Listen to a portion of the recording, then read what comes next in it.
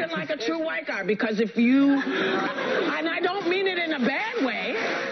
You've got Speaker Boehner talking about suing you. The suit is a stunt. For executive actions that he says has crossed the line. He says, we elected a president, we didn't elect a monarch or king. If you're really concerned about me taking too many executive actions, why don't you try getting something done through Congress? I've got a pen and I've got a phone.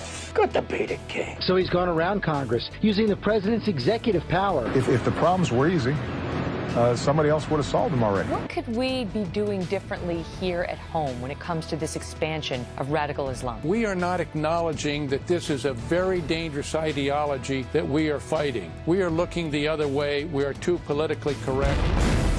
Freedom prospers when religion is vibrant and the rule of law under God is acknowledged. An informed patriot is what we want. Welcome to Focal Point, the home of muscular Christianity on Conservative Talk Radio. Muscular Christianity, where we relentlessly explore the intersection of truth and politics. The trouble with our liberal friends is not that they're ignorant. It's just that they know so much that isn't so. Now, here's your host, Brian Fisher. Hi, and welcome back to the second hour of Focal Point AFR Talk. Just want to close the loop on my comments in the first hour about the Chris McDaniel, Senator Thad Cochran race. We talked about that for the bulk of the first hour. Here's how I finish my column today. Bottom line, anyone who cares about electoral integrity and the sanctity of the democratic process should call for a thorough and accurate review of the polling books in question. Remember, these are the polling books.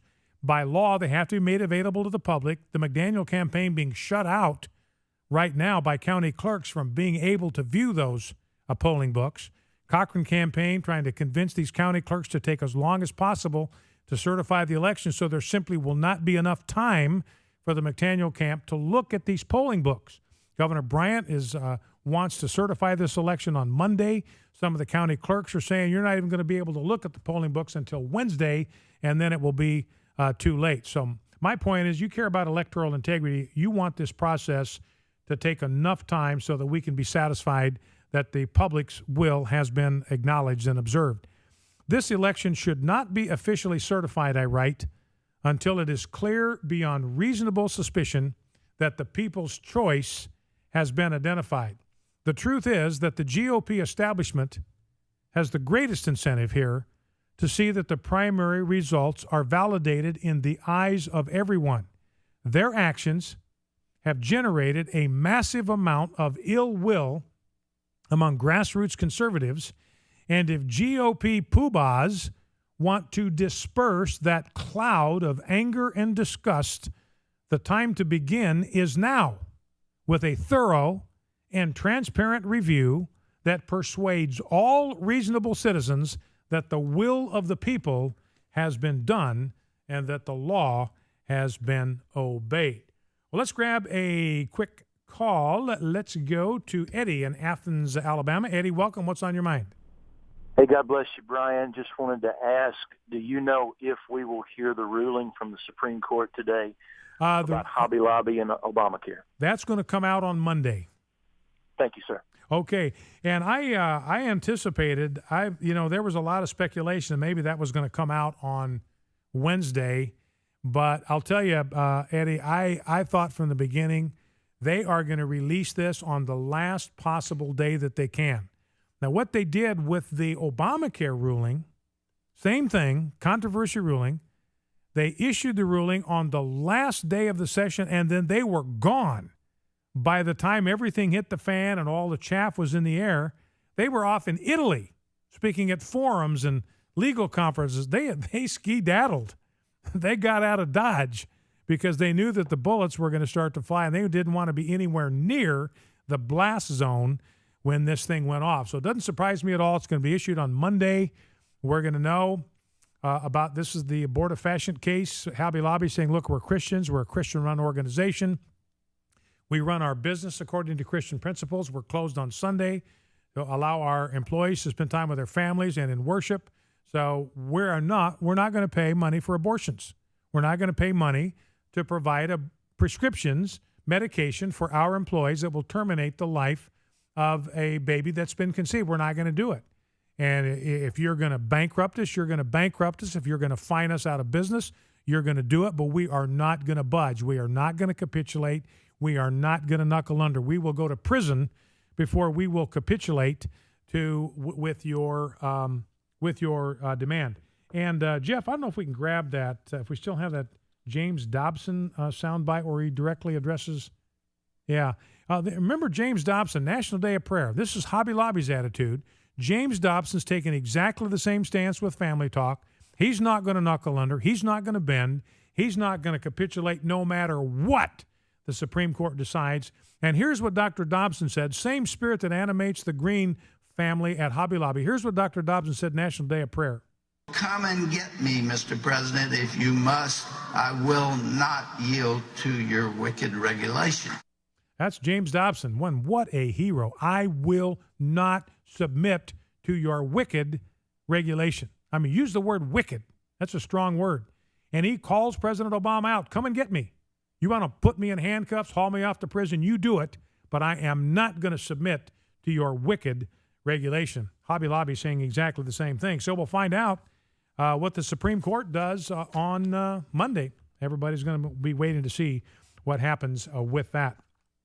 Now, let's grab clip number 2. And, Jeff, we've got that other, it's on the list. It is audio bite number 2 in the rundown. Do we still have that, the president? Okay.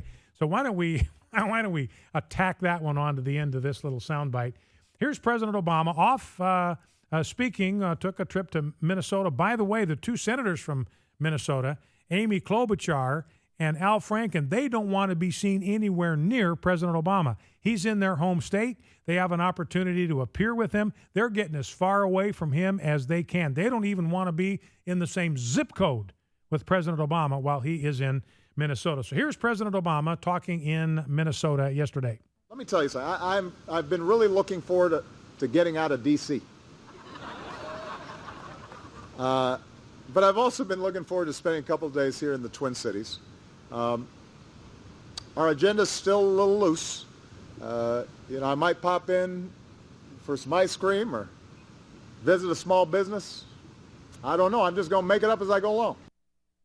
Maybe I should just pack up and go home.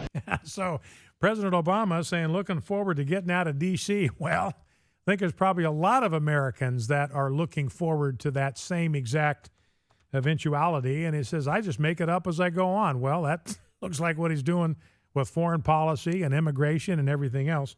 So why should his trip to Minnesota be any different? Now, here's what President Obama, this is clip number 3, President Obama saying about all of these scandals that are engulfing his administration. He's about to get swamped with these scandals. And here's what he had to say in Minnesota. But sometimes the news that's coming off is these are just Washington fights. They're fabricated issues. They're phony scandals that are generated. It's all geared towards the next election or ginning up a base. It's not on the level. And that must feel frustrating. And it makes people cynical, and it makes people turned off from the idea that anything can get done. So that's President Obama saying, hey, all of these scandals, all these trashed emails at the IRS, the 4 dead Americans at Benghazi, the exchange of Bo Bergdahl, the traitor for 5 terrorists, all of that, the NSA spying on journalists, the IRS harassment of Tea Party groups, all of that's just ginned up. It's all make-believe. There's nothing to it. It's just all phony. Here's a story out of Billings, Montana. The Billings Gazette, a paper which endorsed President Obama over John McCain in 2008, admitted today that they were wrong, that Obama is in fact worse than his predecessor, George Bush. Apparently it was the collapse in Iraq that put them over the edge. We were wrong, the Billings Gazette says. We said things couldn't get much worse after the subpar presidency of George W. Bush, but President Barack Obama's administration has us yearning for the good old days when we were at least winning battles in Iraq. Focal Point, AFR Talk, back in 2.